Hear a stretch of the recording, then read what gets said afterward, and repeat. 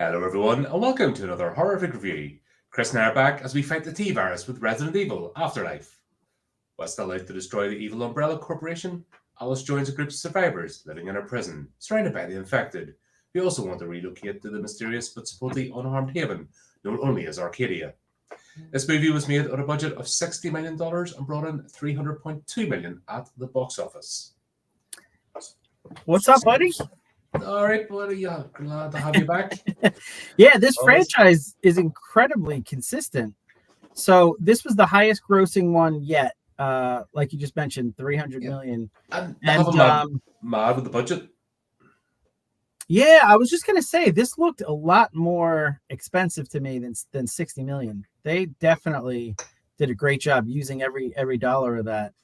I did a little research. They actually were going to film mostly in Canada, like they did the previous ones. And then the day before they started production, the studio burned down.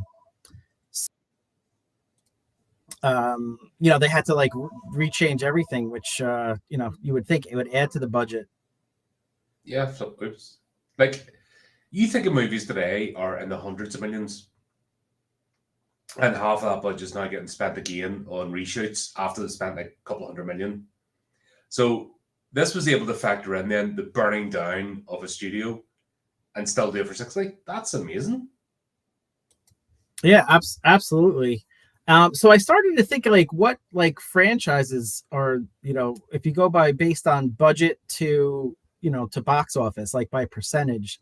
I figured this one had to be one of the more productive ones because it's been every movie has had like a 4 to 5 times return on its in the box office on its budget, and I thought this would be up there. I didn't realize that horror apparently has a lot of good ones.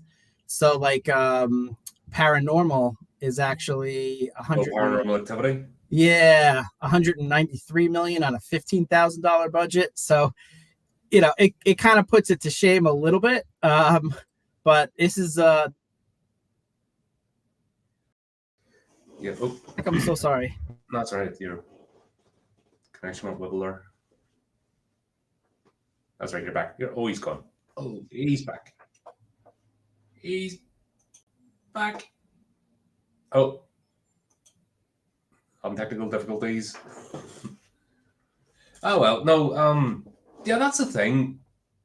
We're seeing stupid budgets for movies now, and the money's just being splurged, it's being wasted. And I'm waiting because I can't remember. Like, I thought I hadn't seen this one, and a few minutes into it, I realized, yeah, I have got, because it's been so long. I don't know if it's the next one. I don't think I've seen the final chapter. I think that's the only one I've maybe missed out. I think I've maybe seen Retribution, the one after this. But I'm not seeing where the complaints are about the franchise. Every movie up to this point has been different. It's had, like, what else could you do with zombie movies? They're just a storytelling device. But every one of these movies has been different, had a different feel. Now, I was doing Christmas back, I'll talk about the CGI because that's the only bit that's made me sort of know about a bit because you can tell how ropey it is just because of the time. It was made, and it hasn't got any better. That's the thing. I can understand the ropey CGI in this if things were actually getting better in the movie world, but they've got worse and they've been terrible. Where this is at least making an effort, and I watched some of the behind the scenes stuff, in the special features, and you can see the effort going in. I think Mila Jovovich likes the wire work a bit too much. I think that might be a bit that's taken over, especially in the intro scene. But as Chris said, this has been solid. This has been a solid franchise. It's been consistent. And and considering the PS1 game, like the graphics in it, yeah, I know it was ahead of the curve at the time, but you look back on it and the controls, it's a ropey game. You try playing that again, and it really is just it takes you out of a bit because it really is early stage graphics. So I think the movie franchise helped to invigorate life into the game franchise because while it has its own fan base, I think the two worked in tandem, especially during the time. And yeah, we just don't see that today. They look at it and they go, "Oh, people like that. Let's try it," and then they completely mess it up, and they actually do the opposite, and that annoy people. Where there's still a sense of, and also Paul S. Anderson, he's maintained a sort of hold in the franchise, so there's that single creative vision, if that makes sense. So I think that's helped hold it together. Where if you look at movies today, like sometimes there's three, four directors get fired before even the first movie comes out. Never mind a franchise where it's different directors, different writing teams, and they don't really have a coherent vision. Hence why two, three movies in, they end up all over the place and you don't know where you are. How many times has the DC universe reboot itself? And now they're running tangent Batman sort of run about, and it's hard to keep in. You can do that with books. The thing is, you can do that with a long run series. You can produce a book now and again that's maybe a bit out there, and as long as you title it that this is like Elseworlds, that sort of thing, that's fine. But you can't really afford to mess about that way with movies. And then, like I said, we've had the template. I don't know what they did wrong or how they messed it up. So I suppose I suppose we'll start in anyway. What was teased at the end of, is it Extinction? Yeah, Extinction was basically Alice found the clones of herself. She started to free them. So we begin obviously with the attack on the Umbrella Corporation, and this is where the CGI hasn't quite caught up. Or obviously deepfake wasn't a thing then, but the multiple Alices running about attacking the Umbrella Corporation, it really glares at you that it's cutscenes and different looks. I don't know what they were trying to do.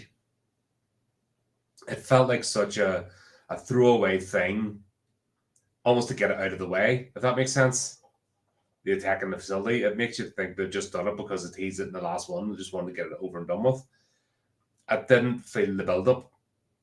Like, really, the Alice's attacking like the central Umbrella Corporation Cup should have been the culmination, like the big event. And here at the start, it just feels like they were just doing it because they felt they had to.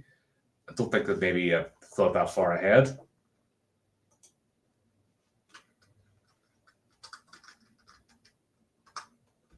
Just fix that as well. Sorry, changing over from a game last night. But yeah, that's what we get. We get the Alice's they're sort of running around, they're attacking, but they're also getting wiped out one by one. So you kind of know where it's going anyway. Wesker escapes and he sets up, he purges the facility, and oh my god, that thing puts nuclear bombs to shame. The devices, which is a bit strange because on one hand they have this over the top destructive capability, and then the other hand they don't. So just a wee bit of a complaint is that when they use these bombs and they use the same one later, it's 1 minute it's wiping out like an entire cityscape, like right down 10, 20 meters below the Earth's surface, and then it's just exploding harmlessly in the air. And yeah, I get they might have a different size payload for the sort of the place they've set it for, but still, you'd think something like that, destructive capability would just be universal, because it's like a 1 megaton warhead. Let's be honest. If you're in the path of a 1 megaton warhead, then you're going to suffer the same as a 5 megaton. It's really, apart from the spread, it's really not that much different. It's just pure carnage and destruction. So we see Wesker, he escapes, and Alice. At this point, I don't think we know who Alice Prime is, which is interesting. I don't think at this point it matters, because it seems like we all have our memories. So any one of them could basically take over as Alice Prime. So that's fair enough. But one of the Alice's sneaks on the helicopter, here's the scene that really has me scratching my head: is Wesker injects her with an antidote, something that removes the T virus from the cells, so she effectively goes back to being a normal human. But we don't see that throughout the movie. It's a bit of a strange plot. Like, she doesn't deal with the repercussions of it. She doesn't deal with, losing abilities she thought she had. When we see her in later scenes, what would have been interesting was maybe she went to do a high kick and then she missed because she thought she could leap a certain amount, but she couldn't. And then there's no real dealing with this thing being injected into her. So it was a bit of a throwaway part of the plot. And I don't know why they did it. Oh, there's Megalon. Harry, man. Yeah, absolutely. This is her franchise. They've even said it that this is she is the lead character, and that's cool, great. She really held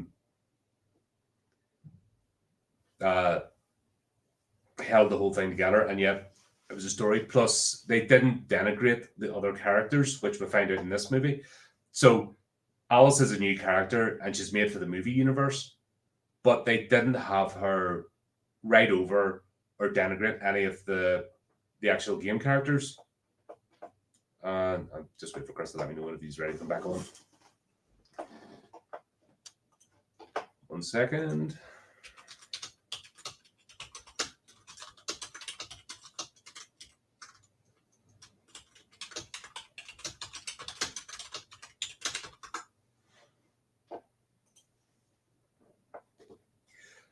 Yeah, so that's a cool thing as well, that they're actually respectful towards the source material. You don't see that today. You see when they make a movie, they're like, "Oh, we must overwrite everything because ours is better," and it's unnecessarily antagonistic. Where you're not seeing that here. You're actually seeing that the two can exist.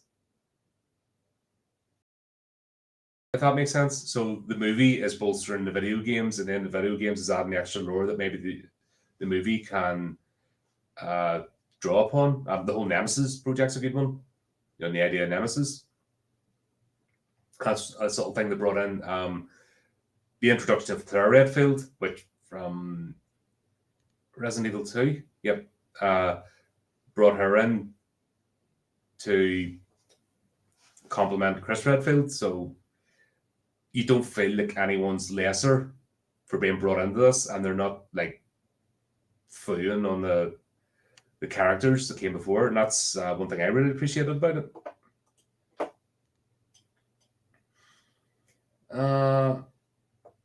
Yeah, so we're starting to, Alice is now back to searching for Arcadia, because obviously everyone else in the last extinction had went on to find Arcadia. So Alice carries out her mission, at least takes out the Tokyo branch. And I think we know it's never going to be the end of Umbrella. Umbrella is just too large. You'll take out one facility, there's 100 more. And that's even just their official ones. It's amazing, though, how it's got to the point where we see these underground cities, and you just wonder how they came about. Like, the amount of engineering. Like, they would have had to have been built before the city was on top of it.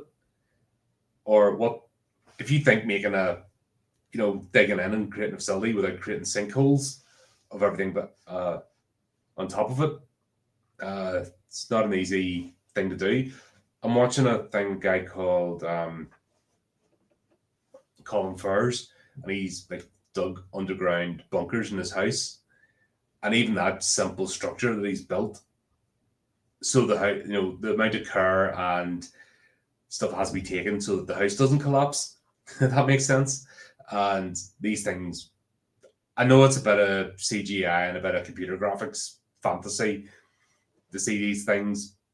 You kind of have to suspend disbelief a bit, but you can also believe that this corporation that has control of everything and can do whatever they want. Yeah, you can believe these sort of vanity projects can happen. But yeah, after that, we've got Alice. She's back searching for Arcadia. She arrives on this shore, and there's a scene. She flies the plane in, and it's like these whole neatly parked planes, as if loads have come before, and they've all, like, a valet parks them in and gets them all lined up. It was an interesting one. Probably just used an airfield, and borrowed it for it, but it just seems a bit organized, at the fact that they're landing and then the plane's getting pulled off to the side and just all parked up. They didn't, in fact, to come before. So loads of people have been landed in this place, but there's no sign of anything. It's all gone. Oh, Chris is going completely. Yep. So we don't know what's happened. Oh.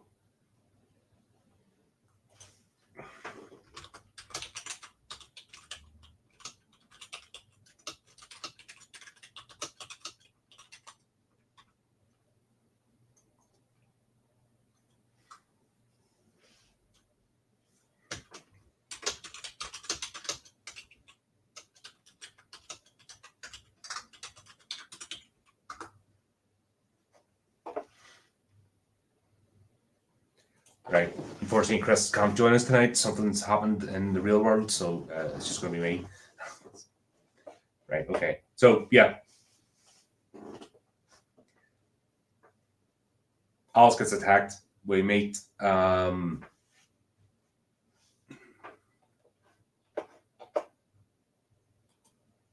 see, the thing is, Wesker is the main villain. He's the main villain in the first couple of games as well.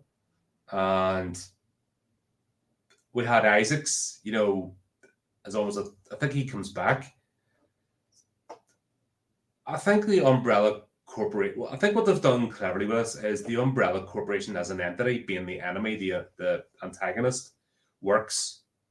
Because that way, if a central villain doesn't work out or doesn't land, they can always change them.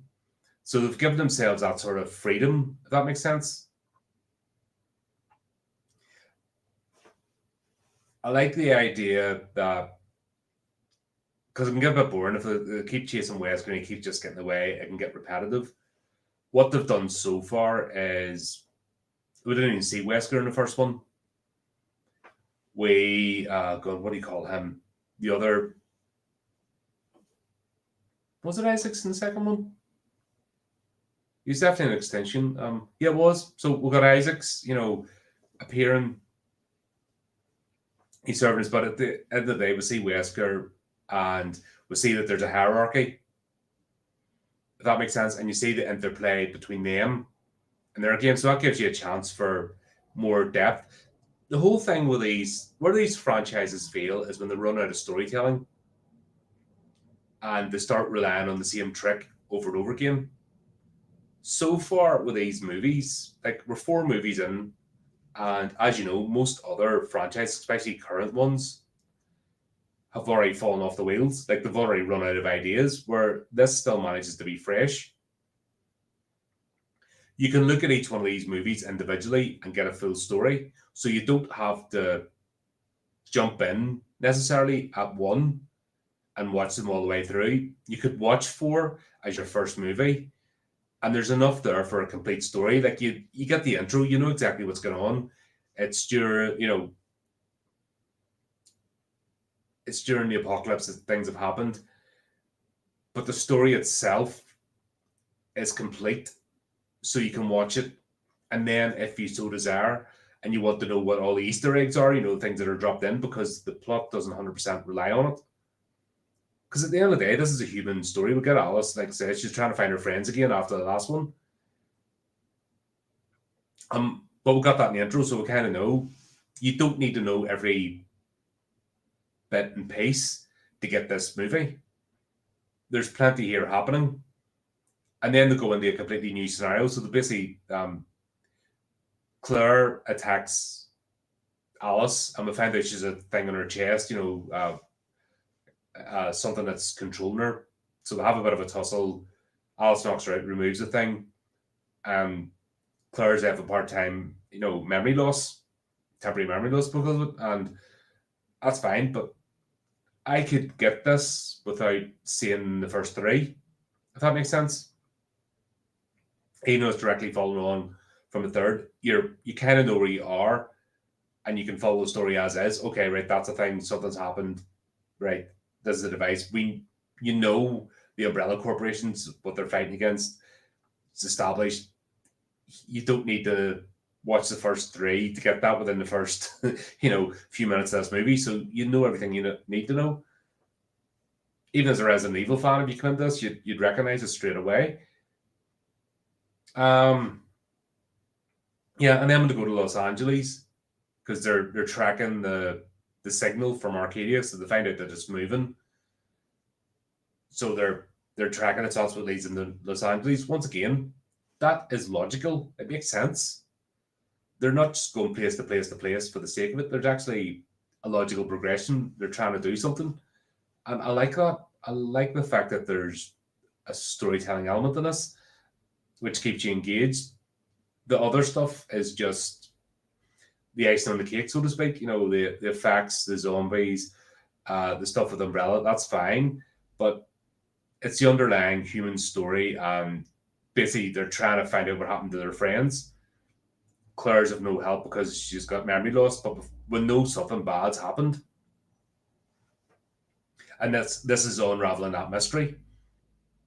And like I said, once again, this could be self-contained. For the most part, you'd be able to watch this without seeing the others and be fine with it. So yeah, this is where we'll get the whole prison thing. So Los Angeles essentially is pretty much like it is today. It's an absolute devoid of human life. It's just creatures roaming about the place. It's a horrible burnt out wreck. And the only survivors are in the prison. It was an interesting shape for a prison as well. It was almost like the Empire State Building. Like, this thing is massive. As in like a skyscraper. I don't know if they build prisons like that. Like they're skyscrapers. It was an interesting one.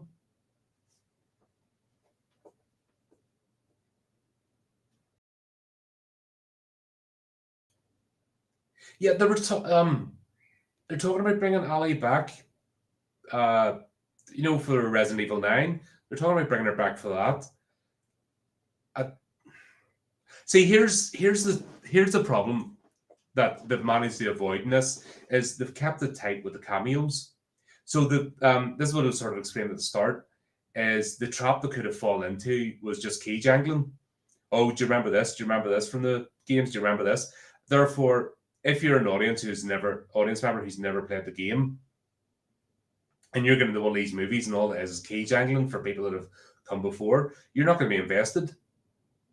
And that's what I think this series to date has done very well is, yes, there's things there for Resident Evil fans to latch onto, but also it's enough of its own story. And I think actually the creation of the Alice character did that very well. So it's almost its own branch. Like, this could be a Resident Evil game, an entry into it on its own, the Alice saga, if that makes sense. And I like the fact they did that, but they're also bringing in Chris and Claire Redfield, for example, Jill Valentine. They're bringing those characters in, so we'll get it. Umbrella, of course. Other bits and pieces, Nemesis. We're seeing that, but they're not relying on it. So essentially, we're following a story set in the Resident Evil universe. Do you remember what I've said before during streams and videos? Is if you're a world building, make the world interesting that it can carry on without the main story. A story, even if it's a trilogy, series of movies, or what, is a snapshot within that universe. And that's something that Alien has really fell off a cliff over, because they're circling around, going over the same characters and rewriting themselves because they can't get past a couple of characters. And look at the state of the way that franchise is going. Like, I've been really disappointed. And I'm still an Aliens fan. That's the thing. I'm currently reading Earth Hive at the moment. So I'm still invested. We're playing Heart of Darkness on the channel. I'm still invested in the Alien universe. I believe there's plenty there, but the movies have really let it down because they can't get past. They keep trying to find the Ellen Ripley replacement because they can't see past that one character, and they keep going back because Ridley doesn't want you to forget about his Prometheus. They keep circling back that because he can't let it go, and there's politics going on in the background, corporate politics and egos and stuff, and it's really messed up the franchise as a whole to the point where I have no excitement for Alien Earth, no excitement for it at all.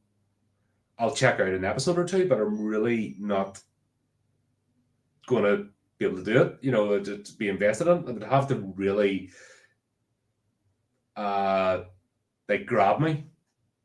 I mean, I have to be exceptional to grab me and me not to be cynical. Where so far, this is an old franchise. At this point, Resident Evil, this is, over 20, hitting 30 years old. It's not a young franchise, yet the rewatchability of this is still good. You can still go along with this story. I'm still enjoying myself. I wonder if it's the last one or two entries is where people kind of fell out of love with this franchise. I wonder if it's I don't think I've seen the last one. I may have seen the next one because this is where another character comes back. It's just been a while, but instantly I started remembering, I've definitely seen this one. I went out to see it. You watch over 1,000 videos in a year, you flip it. Things get blurred.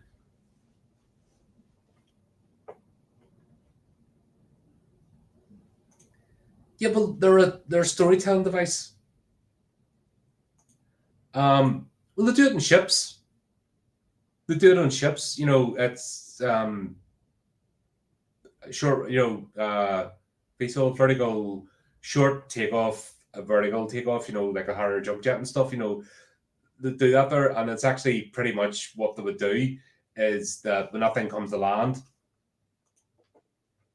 they have the brake cables and stuff, so they almost follow that to a T. And essentially, and they even cover it in the movie. It's like, yeah, you can do that once. You're not going to be able to do it again. That was everybody like jumping on the wings and stuff. The thing near went over the edge, and they've made it clear, no, you're not going to be able to do that 10 times to carry everybody. That was complete fluke. And just the stars aligned right that she was able to land the first time. They addressed that, and once again, I'm not suspending disbelief, even that scene, because they made it look it was a feat to do it.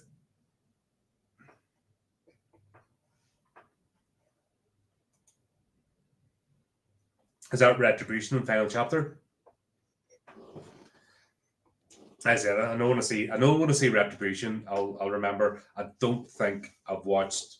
I think Retribution is the one that's put people off. It'll be interesting when we get to that, because I never watched the final chapter.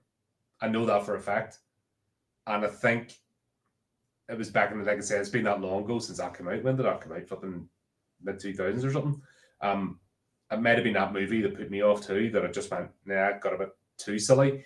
But up to this point, it's still solid storytelling, and I'm complaining about the CGI. And a thing throughout this movie is you can see the point where the CGI and the practical effects bash against each other. Like when Alice takes on X-Man in this, I'm guessing he's a version of Nemesis. He looked more like Pyramid Head, didn't he, from Silent Hill?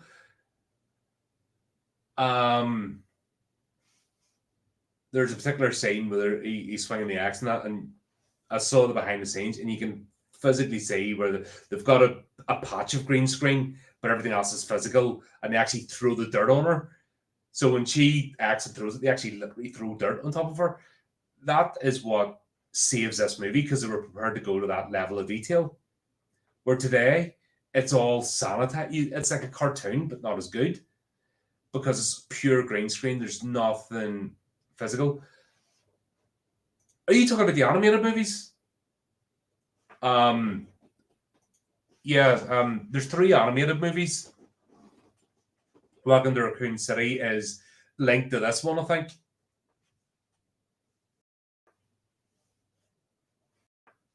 There's yeah, and they're talking about rebooting. So that's the thing I need to talk to Chris about because, as you know, Flea and I do horror anime every other Sunday, and I want the 2 of them together for the 3 animated because it sort of combines the Resident Evil franchise and our animated features. So I like the 2 of them on the stream together. I think that'd be a good. I like, you know me, I like getting my co-hosts together and getting the whole gang and people talking. So I want to make that happen for those 3. But we'll obviously just now finish off this series. Was it live action? Yeah, at some point I think it was after Retribution. Hang on, let's we're all here. As you can probably tell, the normal stream, real life happens. It's kind of what we're planning to talk about. 2002, Resident Evil movies.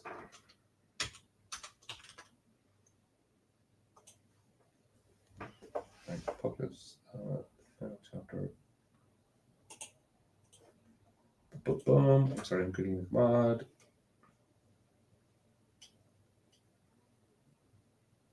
There are also 4 feature-length animated ones, right? Resident Evil, Degeneration, Damnation, Vendetta, and Death Island.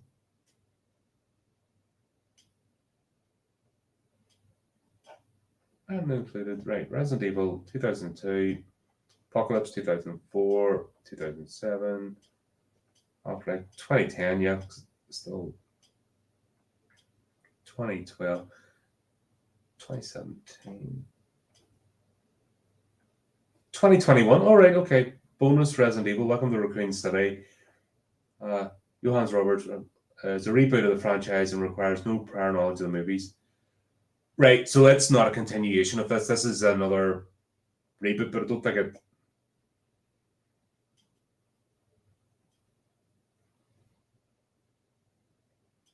And then Death Island is the animated one. What was the other one? There's another one which had started and then didn't carry on with. I thought Damnation was the game. Because I saw a teaser trailer for it in the bonus features. Right, hang on. Let's don't want to read ahead. Right, so welcome to Raccoon City. Yeah, it's live action, but it's not part of this storytelling. Once again, this is what I'm talking about. The world is big enough that the Alice storyline is one storyline within this universe, and then you can have another one. The trick is to not rely on member berries. So you can't have Chris, Claire, Jill all appearing in every movie ever because that just becomes key jangling. And the way they used them in this was they've done well. I suppose we'll have to do that then. We'll have to add that on. Yeah, we'll add it. Let's have a nosy.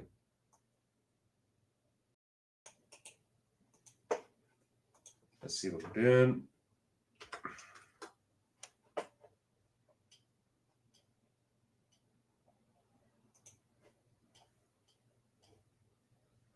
Oh, right. So it was made on a budget of 25 million and brought in 42 million at the box office. So that would have made a loss because you need 3 times the amount. Yeah, that would have yeah.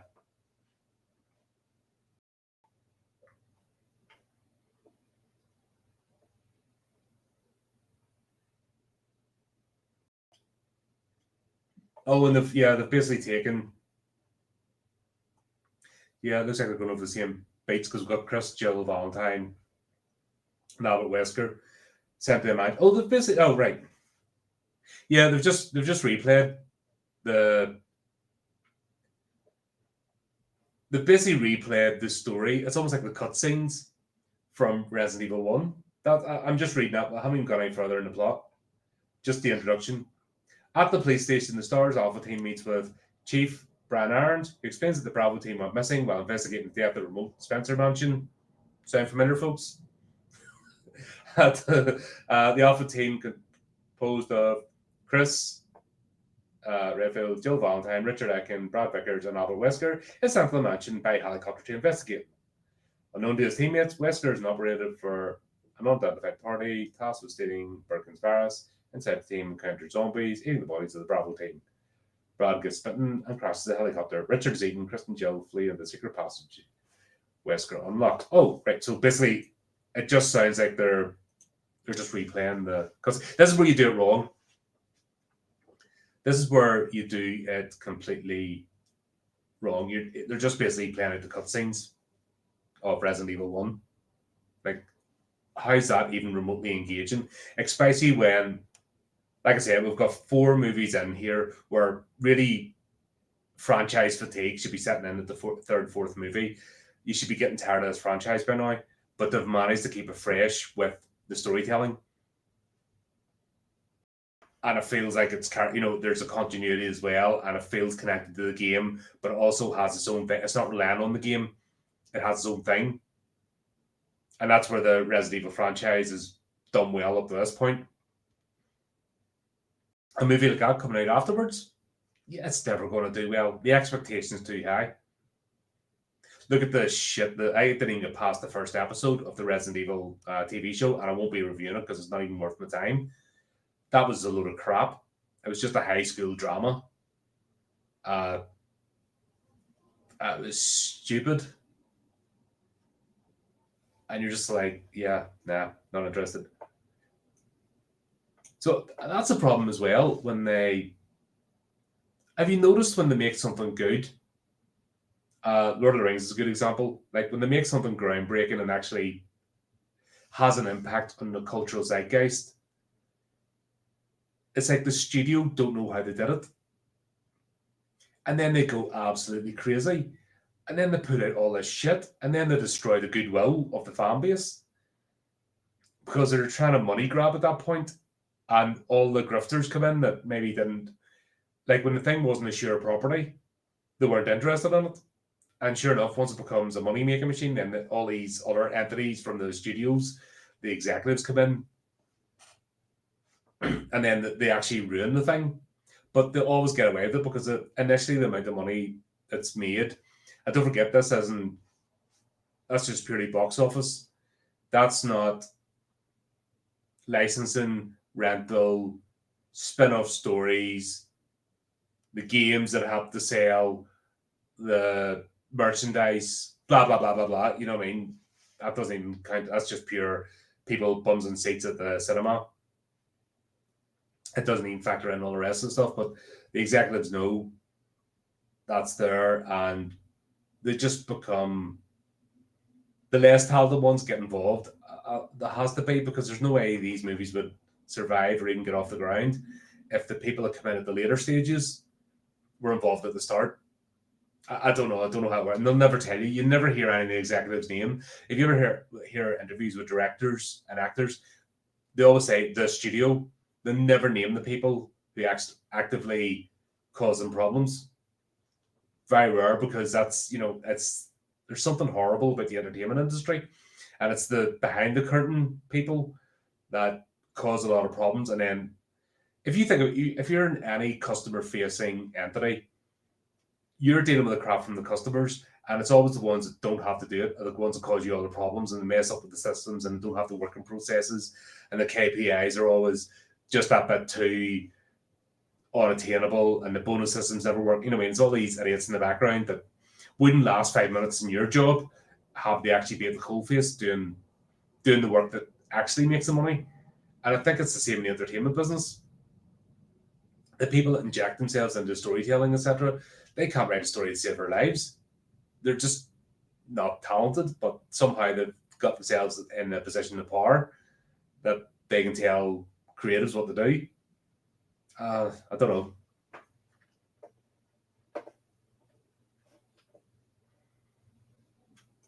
Yeah, a movie needs to make 3 times, because don't forget, the box office taken is only they don't get all that. The cinema, the hosts of the movie, gets the majority. They only get a percentage, so it needs to make 3 times as much plus marketing, etc. Into the movie. I don't know. I just a news article popped up about Resident Evil. I'm going to look into it and maybe do it tomorrow. But how games going? Should they're trying to bring back Ali and stuff from characters and say this one and that one, and it sounds like they don't have a coherent plan, or maybe it's just speculation because none of the information has been given away. I think the Alice saga is done. You know what I mean? Bringing back Mila Jovovich doesn't make any sense.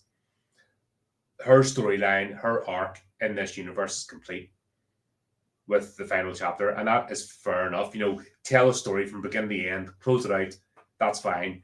Start telling another story, but they haven't storyboarded it properly. They're just key jangling at this point because we don't have creatives anymore. From 2010 onwards, if you think of the Hollywood machine, it's just all the grifters got in control. We'll always get more movies, always, but will they be any good? This thing was lightning in a bottle, and I think a lot of it was Paul Anderson's vision. And the man is a storyteller. He gets it. Event Horizon is one of my favorite movies, sci-fi horror movies. Always enjoy rewatching that, apart from one character in it, but the rest of it is solid. Even Sam Neill, who has a tendency to overact sometimes, especially in his earlier days, gives an absolutely amazing performance. So there'll always be another movie. Will they be able to do this again? No. The whole structure of Hollywood, they need to get rid of the grifters. It needs to clear out. To me, the Hollywood entity needs to die. It needs to implode on itself. And then we need independent studios. And that's the only way we get back to actual storytelling again. And they need to start off small, but have a good story. And once again, pop it. The universe, the Resident Evil universe is built. It's sitting there. So you don't have to worry about that. You just have to tell another good story with engaging characters. And just start with the first one and see how it goes. Plot out your 5-story arc, your 5-movie arc, whatever it is. Have an idea of where you're starting, where you're ending. And if you get there, you get there. But if you don't, you don't. But at least you've got a template so that you don't make one movie, which I see a lot of. Somebody makes one movie. All right, we want a sequel now. Huh? I told that story. And then you can kind of see where it's been shoehorned in. Or I told 3 movies worth of a story. That's what I had. We need 5. What do we do? Do you know what I mean? That's what we'll have to get rid of. And that's where the whole structure needs to just change. And unfortunately, people are too comfortable with it. It's what they know. People don't like the unknown. So they're going to hang on like grim death. But there you go. Yeah, we'll have the whole thing in the prison with us. And Chelan's Plains with saying it's done, it was believable. Effectively, they're all trapped in this high security prison. All the zombies have congregated because everything else in Los Angeles is dead. So that's like the last signs of life. And yeah, essentially, it's another escape plan. How did they do it? How did they escape? We then meet Chris Redfield. They have the last prisoner, I think, and I forgot Wentworth Miller was in this. I didn't recognize him for a second. When I watched it the first time, I wasn't too familiar with him. Because it was only after he appeared in the Arrowverse as Captain Cold. Was it Captain Cold? the Mr. Freeze ripoff. But anyway, I then watched Prison Break, and that was first season was alright, but the rest was just stupid, got ridiculous. But yeah, Wentworth Miller's, and the minute he said Chris, you knew exactly where it was going. And then the fact that it kept Claire away from him, and then the mate and it's the Redfields reunited. I mean, that was a cool way to do it, the story. And like I said, we get the other nemesis creature, the X-Man, and it's just another experiment. They're churning these things out.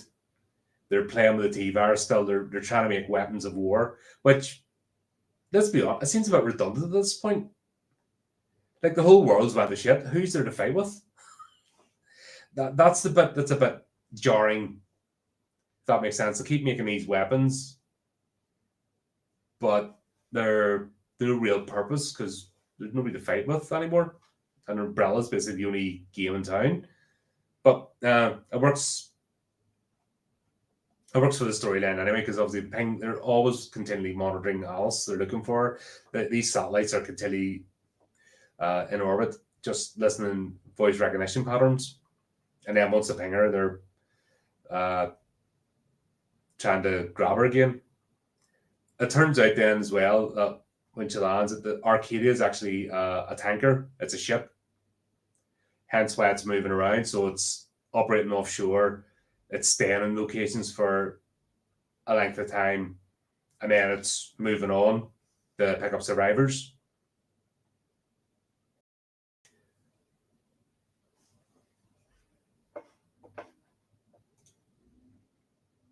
Yeah, the more I'm thinking about AI today as well, AI is just an advanced search engine. AI isn't creating or thinking. All it's doing is scoring, information is put up on the internet. That's all AI is. It's just a fancy search engine. And it's composite, like the drawing tools. It's basically compositing from stuff that's already there. It's not actually drawn like what do you call that one? iRobot. Where you see Sonny drawn on a page from one of his dreams. It's not anything remotely like that. That's all AI is, just an advanced search tool, and it gets it wrong. But AI's always got it wrong. That's why you need to. I've worked in data migration for years. I haven't in the last 5-6 years because I can't be annoyed anymore. It just burnt me out. And that's, every time they try to, we've got an AI tool, they always arse it up. Companies don't tell you that, but they always have to bring in humans because they can't yet run an AI that just does it all, or they wouldn't have staff. AI is really nothing to worry about at the moment. All it's doing is replicating. It's the bots. If you think of the bots that are going around, like listening for every word I say on this and looking to pick me up if I say something that the thing triggering, and no context to the conversation or anything, it's stupid.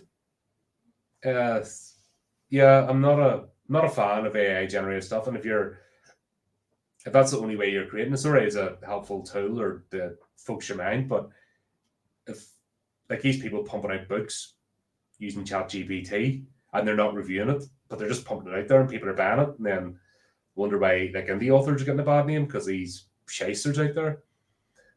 They're trying to do it with the scanning the body, the deep fake and stuff. But it's just essentially animation. You have to have somebody with the vision there to do it. It's if you've seen the stuff like I can take a simple picture and animate it, but it's nothing great. There's nothing I've looked in the AI tool. I even tried, if you've seen some of the shorts and stuff, I tried using AI to edit it. It was stupid. It was putting in laughter tracks and all, which had no business being there. Just throwing in random sounds. I think I made about 6 short videos and using AI, and I gave up because it just crap. I'd rather just go on myself and find the start of a conversation point and just clip it out. It doesn't work. You'll always need that human creator, and this is the fantasy version of AI, the sentient robot. We're not even remotely there yet, unless it happens by accident or a set of circumstances brings it into being. We've nothing really to worry about. We just have to be more vigilant, because people are using AI they're using celebrities and well-known people. They're changing they're adding their voice in and they're clipping it and stuff. And you just have to just be a wee bit more diligent and just not accept everything you see as truth. That's on all of us. And you just think if somebody's pushing you a certain way, just why are they doing it? Just don't become a herdling, just bleating along, being told what to think, especially for movies and stuff. Like, you can see where they've tried to use the deepfake stuff and it doesn't look good. You can tell, and it's ropey, and they're God, where was I going with this? Yeah, they haven't even got it remotely perfected. Look at CGI. CGI does not look any better today than it does here in 2010. It doesn't. It looks worse. It's glaring. And this is what they need to stop. It's once again, it's a grifter. They don't want to put the effort in. They just want to be able to press a button and pump something out, and then people just to be like, meh.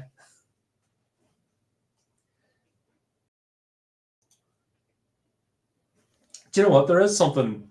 This is where Resident Evil's going. If you think about Extinction, where Isaac's experimenting on them, trying to make them into a docile workforce. Now we're seeing in this movie, they've actually got implants that's controlling them.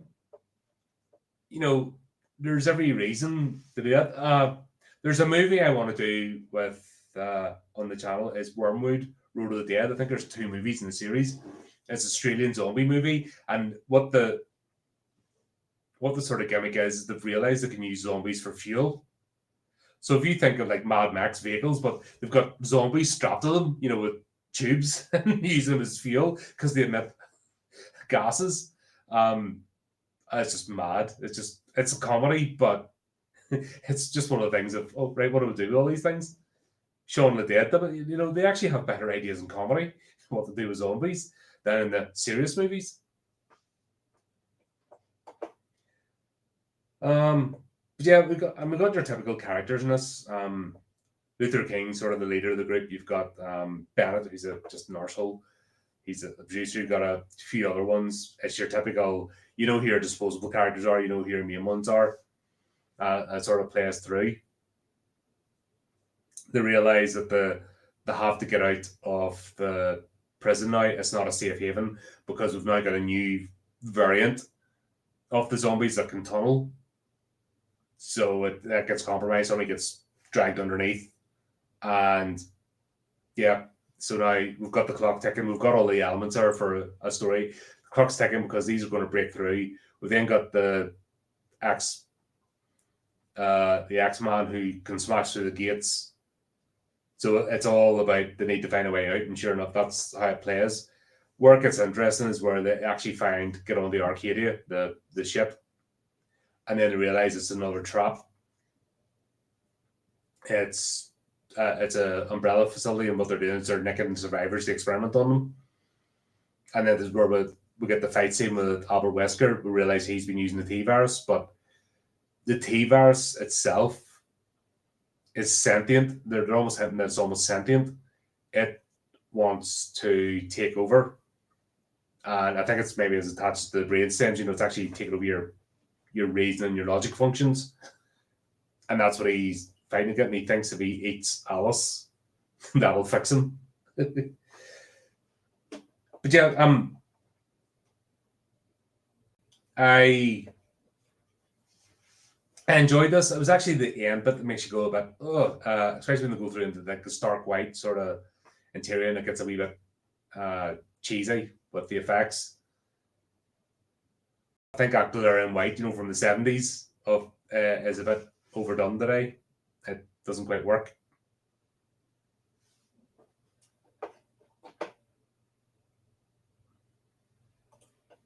Ship doesn't explode. Basically what they have is all the helicopters, the what do you call them things? The planes with the rotors turn up. I know there's a name for it. The gyrocopters or something are all heading towards the thing. Wesker's plane blows up because he was going to purge it, but Alice switched the explosive device and had it on his plane. It's interesting how she knew which one he would take to get off. But we see Wesker parachute off, which is like, that doesn't make sense. This is what I'm saying about we saw the first explosion with the facility, and it wipes out the entirety of Tokyo. No, the military use them. It's basically the ones that flip up the rotors, so they can fly like a plane, but they use it for vertical takeoff. Hang on. Let me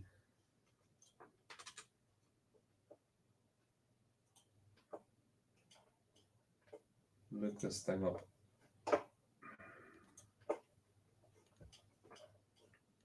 Oops, one.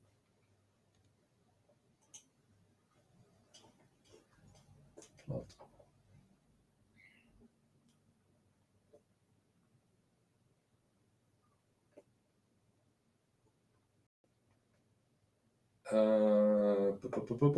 Rivers, blah, blah, blah.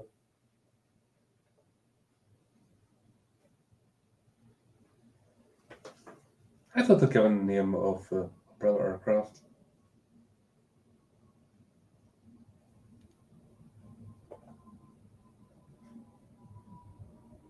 God, they didn't. I thought they'd given the name of it.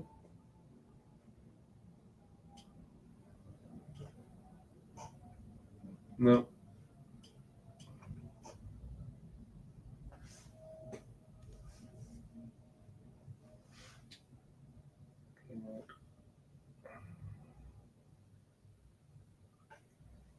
Helpful lockdown door escapes. Well, I thought they'd give a name of it.